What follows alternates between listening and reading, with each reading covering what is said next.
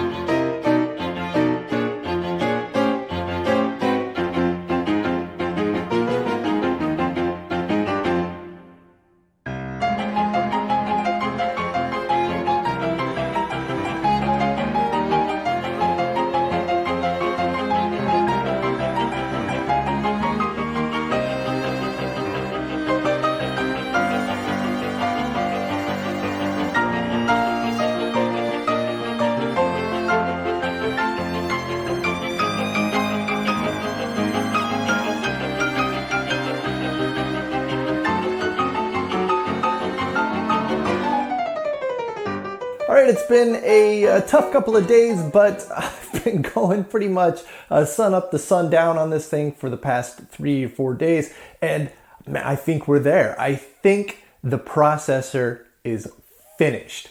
We got the rest of the boards in on the bottom right here. We got our new soft start in up top. We finished up the new power supply, and I have built a little remote control with a harness that you can see here that goes to the bottom connectors on the edges here. And this allows me to put instructions in. So I've got my 4-bit instruction here, I've got my data, and I've got a little push button here for the clock. For the 2 VFDs, the bottom VFD here is going to be our input into the system. So the 4 dots on the left are the instruction, then we skip a dot, and then the 2 dots on the right are for data and clock. The VFD on the top are for outputs from the system. So we have our data, our result register, and our write signal on the 3 dots on the left, and then the 4 dots on the right are for flag O, flag F, return, and jump. Now, I did a little bit of testing off camera just to see if the power supply and the new soft start were up to the task, and they aren't. They totally aren't. So I'm going to need to do some extra work on that. I'll go ahead and demonstrate the problem that we're experiencing here. So I'll flip the power switch on and we'll take a look at the current draw that's coming out of the 24-volt supply, because actually the 24-volt supply is now where our problem is occurring. So we'll flip the switch on here. And you can see we jump up to about 9 amps.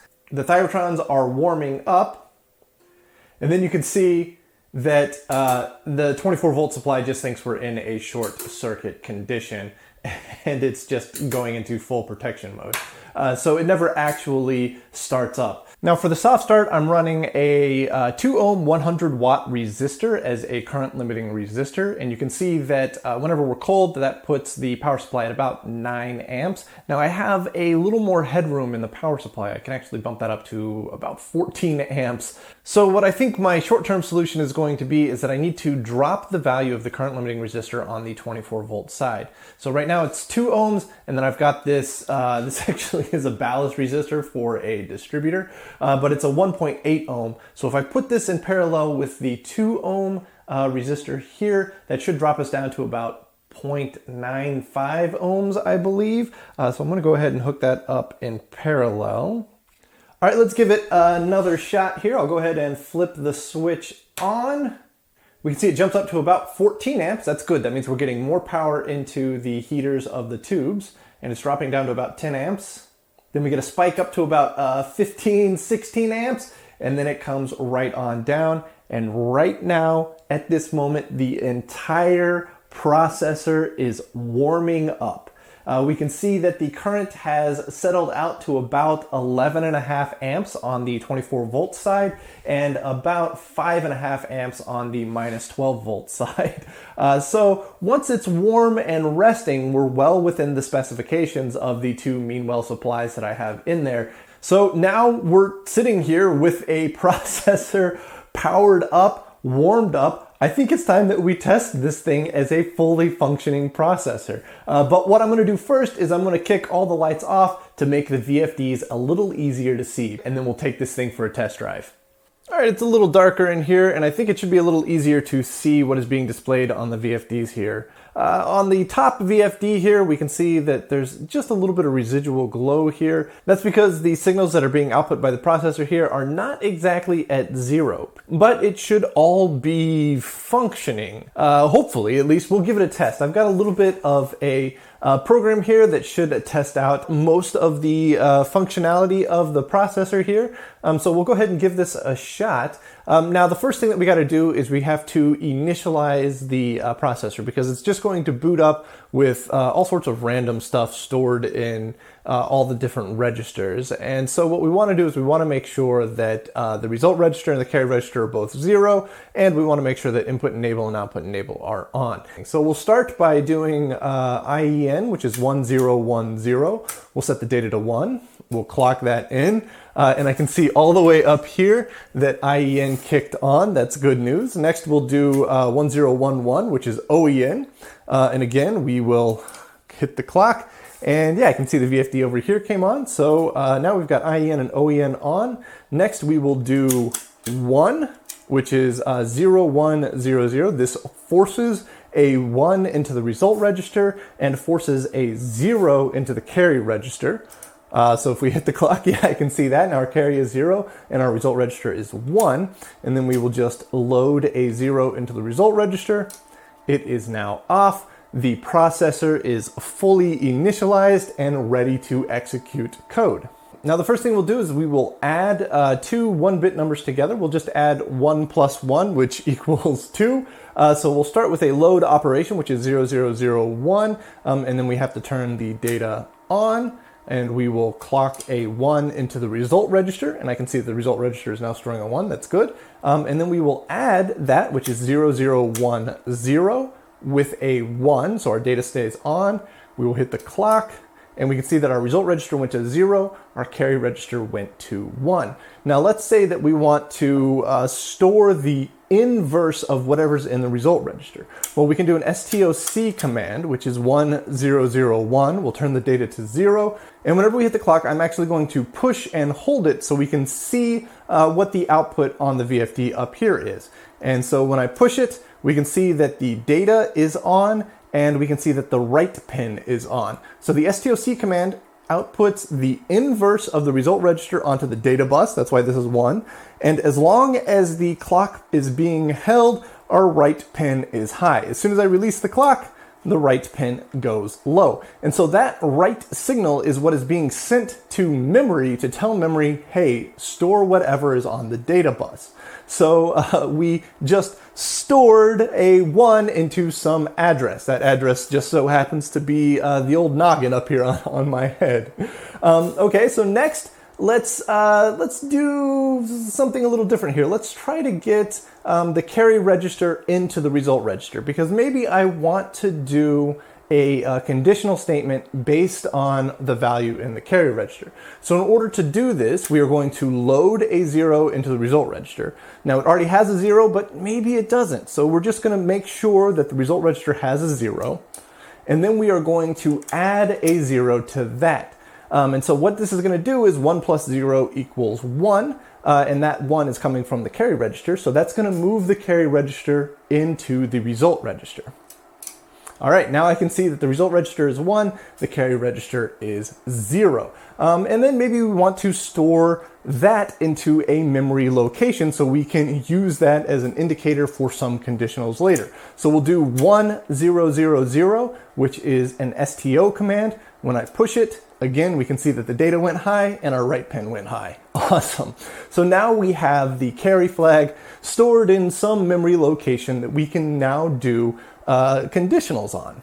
And so let's do a logic operation next. We'll do a NAND, which is 0101, and we will set our data to 1. So we're NANDing the result register with our data. And 1 and 1 as the two inputs to a NAND gate means the output will be a 0, which means our result register should change to 0. But this is interesting because this is kind of a conditional statement. This is kind of a, if the carry register equals 0, then RR equals 1, else RR equals 0. So next we can take that first conditional that we did by forcing the carry into a result register and doing a NAND and use that as the input for another conditional. So if we do an OEN command, which is 1011, and then we set the data to whatever the result register is, because in the future we're going to set it up so that the result register can circle back around as an addressable input. But for right now we don't have the memory set up, so we'll just physically set our data input here to what the result register is, which is 0. Now if I hit the clock, that's going to turn the output enable register off. So we'll hit the clock, and yes, I can see that the output enable register is now off. So the next command, let's say we want to load a 1 into the result register. Yes, we stored a 1 into the result register, but if we want to output that, when I hit the clock, we can see that the data went high, but the write pin did not. That's because OEN is storing a 0, which is suppressing write operations to memory. So we are doing a conditional skip based upon the value that was in the carry register that was a result of the addition operation that we did. So that's my program. I'm just absolutely blown away. Everything seems to be working perfectly. We were doing addition, we were doing logic, we were masking outputs. It's a functioning processor. Yes, that's awesome. All right, well, I don't really know what to say. I've started and stopped the camera about 5 times, just trying to find the words, and this is such a monumental milestone that I'm just kind of overwhelmed. I am completely over the moon. This is so unbelievable. We set out to try and build a vacuum tube replica of the Motorola MC14500 about a year ago. And it was an insane endeavor. But not only did we manage to do it, we actually improved upon Motorola's original design by stuffing a full arithmetic logic unit in there.